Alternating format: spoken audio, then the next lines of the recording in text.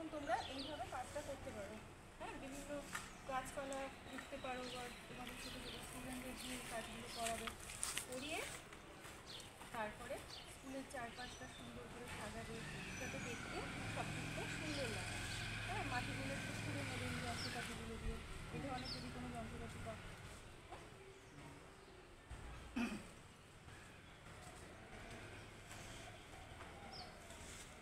এরকম সুন্দর সুন্দর ফুল গাছ যদি স্কুলের চারপাশে তোমরা বসাতে পারো তাহলে দেখবে